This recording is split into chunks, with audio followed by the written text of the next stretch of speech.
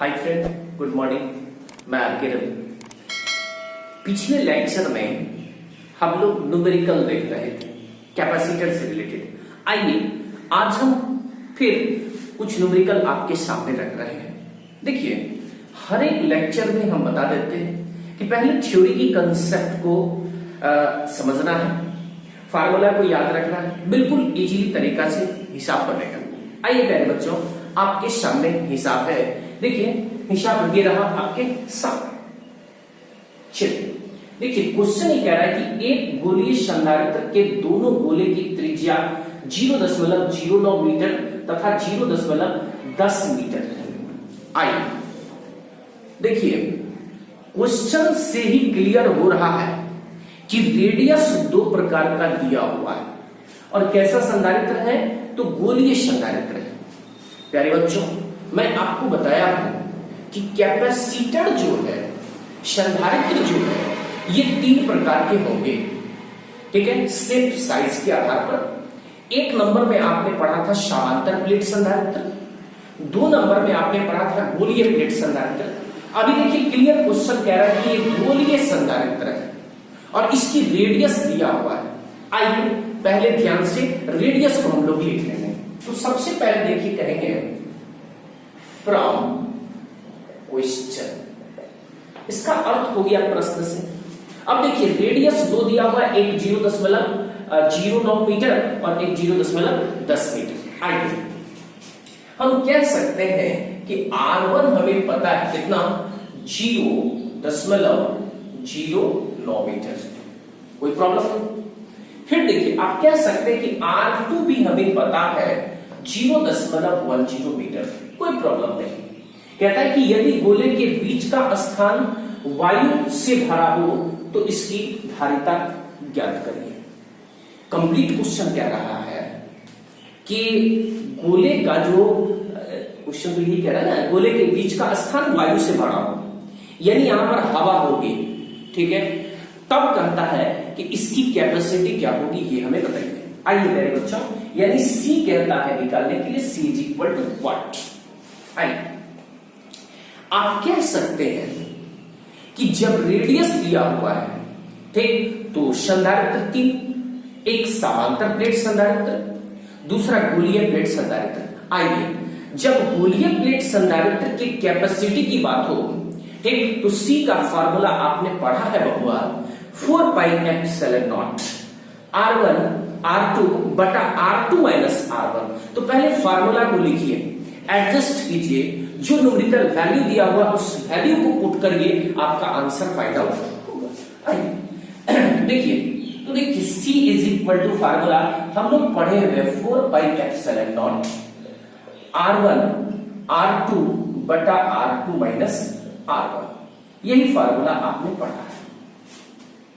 अब देखिए, केवल वैल्यू को अच्छे तरीका से रखेंगे हम लोग, एकदम बिल्कुल आंसर फाइंड होगा।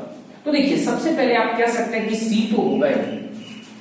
आज मैं फिर बता रहा हूं, ये 1/4πε0 एयर के लिए आपने वैल्यू पढ़ा है 9 × 10⁹, जबकि यहां पर 4πε0 है। क्लियर कह रहा है कि एयर, ठीक है, आप कह सकते हैं इन एयर, हवा में ये बात हो रही है।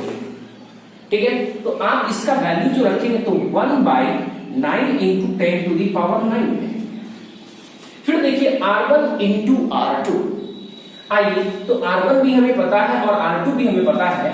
आप कह सकते हैं 0.09 × 0.10। फिर R2 माइनस R1। आइए, R2 मतलब 0.10 माइनस 0.09। आइए, आप कह सकते हैं C तो होगा ही, 1/9 × 10⁹ भी हो जाएगा। ठीक है, 0.09 × 0.10। ठीक है, अब देखिए यहां पर घटाव की प्रक्रिया हम लोग कर रहे हैं। देखिए, जब घटाएंगे हम लोग तो 0.01 आप कहेंगे। शायद यहां तक आने में कोई परेशानी नहीं होनी चाहिए।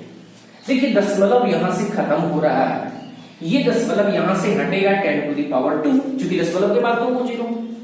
चलिए, अब देखिए ये 9 यहां से कैंसिल आउट हो रहा है। फिर देखिए यहां पर दो को जीरो है, एक को यहां से खत्म हो रहा है, आप कह सकते इट इंप्लाइज दैट सी तो होगा ही, ठीक है। देखिए 10 टू दी पावर 9 और यहां पर 10 तो 9 1 10 और बाकी तो कुछ है ही नहीं, यानी आप कह सकते हैं 10 टू दी पावर माइनस 10। और ये जो सी है इसका यूनिट आपने पढ़ा है फैराड, ठीक है, और यही आपका आंसर हो जाएगा।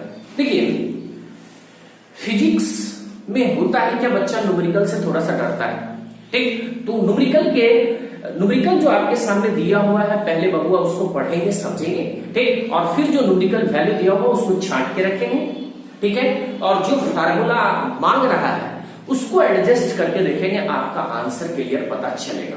तो देखिए क्वेश्चन ही कह रहा था रेडियस दो को हमने दोनों को लिखा, फिर देखिए कैपेसिटी की बात किया तो सी वाट, ठीक है, एयर की बात किया तो इन एयर में हम लोग चले गए, ठीक। अगर माध्यम की बात करता परावैद्युत डालता एप्सिलॉन आर का वैल्यू डालता तो कुछ नहीं, यहां पर जो डालता उतना से हम लोग मल्टीप्लाई कर देते और कुछ भी नहीं है, ठीक, केवल वैल्यू रखें, आपका आंसर फाइंड आउट हो गया, ठीक है। जिसको स्क्रीनशॉट करना होगा स्क्रीनशॉट करेंगे या तो नोट कर लेंगे तो बेटर होगा। पढ़ने जब भी बैठेंगे तो कॉपी कलम लेकर के बैठेंगे तो बेटर होगा, ठीक है। आइए नोट कर लीजिए बढ़िया से।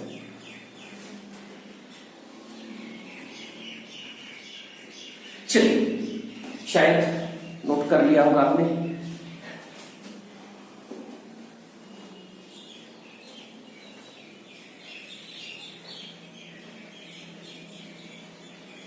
चलिए समझना है फिर आगे बढ़ना है। चलिए आइए नेक्स्ट क्वेश्चन, ठीक, ये रहा आपके सामने। चलिए देखिए क्वेश्चन को जरा समझना है फिर आगे बढ़ना। देखिए क्वेश्चन क्लियर क्या है कि एक समांतर, ठीक है, एक समांतर पट संधारित्र है, ठीक है, इसकी धारिता जो है वो एक समांतर पट संधारित्र, ठीक, इसके प्लेट जो है दो प्लेट, इसके बीच में वायु भर दिया गया है, ठीक, और जब वायु भर दिया गया है तो इसकी धारिता ये बता रहा है 8 पिकोफैराड, ठीक। यदि प्लेटों के बीच की दूरी आधी कर दें तथा प्लेट के बीच 6 परावैद्युतांक का माध्यम भर दें तो इसकी नई धारिता कितनी होगी। आइए समझना है। चलिए देखिए एक समांतर पट संधारित्र के प्लेटों के बीच माध्यम वायु होने पर धारिता 8 पिकोफैराड। चलिए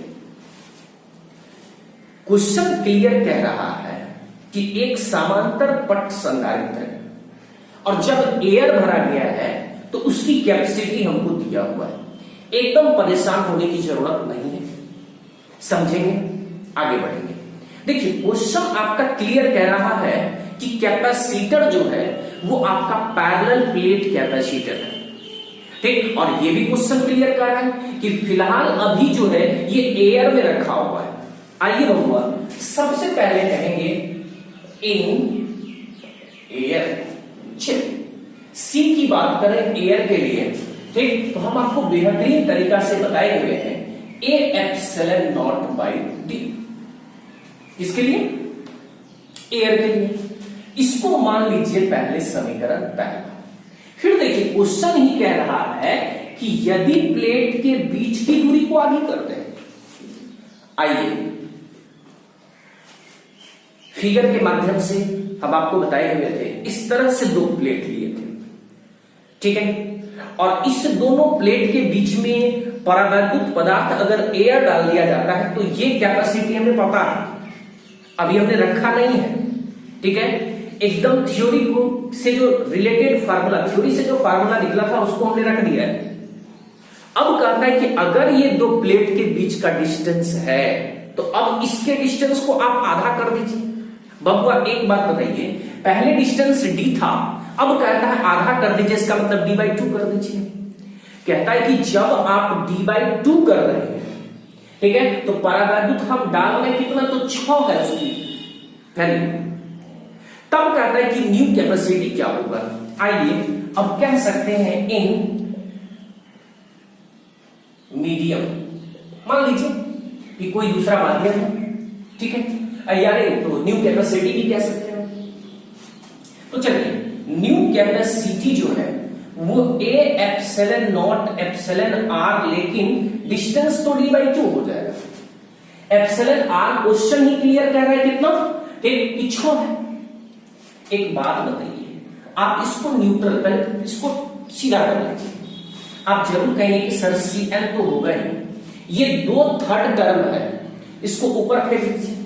ठीक, तो A epsilon not epsilon R into 2/d ऐसा हो आप कह सकते हैं, दोनों दिखते नहीं। ठीक है, इसको मान लेंगे समीकरण सेकंड। चलिए अब क्या करिए, डिवाइड कर दीजिए 2 में 1 से, बिल्कुल इजी है। चलिए आप अगर डिवाइड करते हैं तो कहेंगे समीकरण 2 में समीकरण 1 से भाग देने पर, या dividing by equation second in equation first. आइए तो देखिए सी न्यू, सी एन मतलब कैपेसिटी न्यू, ठीक है, बटा सी हो जाएगा। अब तो सी न्यू आपका कह रहा है A epsilon not epsilon R into 2/d। ठीक है, अब देखिए ये तो नीचे में होना चाहिए। ठीक, तो अगर आप नीचे में लिखेंगे तो ठीक है, डिवाइड के रूप में होगा। ठीक है, और इसी को अगर आप गुना के रूप में लिखना चाहिए, ठीक, तो उल्टा हो जाएगा सी का, यानी आप कह सकते हैं कि d/a एप्सिलॉन नॉट हो जाएगा। आराम से समझना है प्यारे बच्चों, ये देखिए खत्म हो गया। फिर देखिए a एप्सिलॉन नॉट भी आपका खत्म हो रहा है। आप कह सकते हैं कि C nu by C, C nu बटा सी इज इक्वल टू, देखिए क्या कहेंगे कि ये एप्सिलॉन आर तो हमें पता है क्वेश्चन से कितना, ठीक, तो 8 बता रहा है, सॉरी 8 बोलते 6 बता रहा है ना। ठीक, तो 6 कहेंगे एप्सिलॉन आर के बदले में, ठीक है, 2 कहेंगे। अब देखिए सी न्यू तो हमें निकालना है ना, ठीक, तो इसको क्रॉस मल्टीपल कर दीजिए, उधर भेज दीजिए। अगर उधर भेजेंगे तो C N is equal to C62। अब देखिए सी न्यू कहेंगे तो पूर्ण का कैपेसिटी एकदम धरले पता है क्वेश्चन से हमको कितना जी, ठीक, तो 8 पिको फैराड, यानी 8 कह सकते हैं, पिको फैराड कह सकते हैं, 6 कह सकते हैं, 2 कह सकते हैं, यानी सी न्यू जो है देखिए 6 दूनी 12, ठीक, अब 12 थे 96 पिको फैराड, और यही आपका आंसर हो जाएगा। तो या तो आप ये आंसर कहिए, ठीक, यानी तो पिको फैराड का वैल्यू भी रख सकते हैं, C nu is equal to 96 into 10 to the power -12, लेकिन फैराड, तब ये आपका आंसर हो जाएगा। ठीक है, क्योंकि मिली, माइक्रो, नैनो, पिको ये सब हम आपको बेहतरीन तरीका से बताए हुए हैं, और जिसको भी प्रॉब्लम होगा, ठीक, तो वो आप पूछ सकते हैं, ठीक, कमेंट के माध्यम से। तो चलिए क्वेश्चन कह रहा था एयर में, ठीक, तो हमने एयर की बात कर दी, ठीक है। जब बराबर की बात हो गई, हालांकि मीडियम यहां पर नहीं भी लिखेंगे तो चलेगा, ठीक, डायरेक्ट लिख दीजिए and C new, and C new, ठीक है। तो सी न्यू जो आप निकाल रहे हैं, तो क्वेश्चन ही कह रहा है कि उसके प्लेट के बीच की दूरी आप क्या कर दीजिए, तो आधा कर दीजिए। हमने देखिए आधा कर दिया है, ठीक है। जब आधा किया है, ठीक, तो केवल समीकरण को सजाएंगे, इक्वेशन 2 आ गया। इक्वेशन 2 में इक्वेशन 1 से भाग दिए, जो कुछ कट रहा है काट दिया हमने, जो बचा यहां पर हमने लिख दिया है। अब देखिए कहता है कि जब एयर में था तो इसकी कैपेसिटी हमें पता था कितना, ठीक, तो 8 पिकोफैराड है, ठीक है। तो केवल वैल्यू हमने रख दिया है।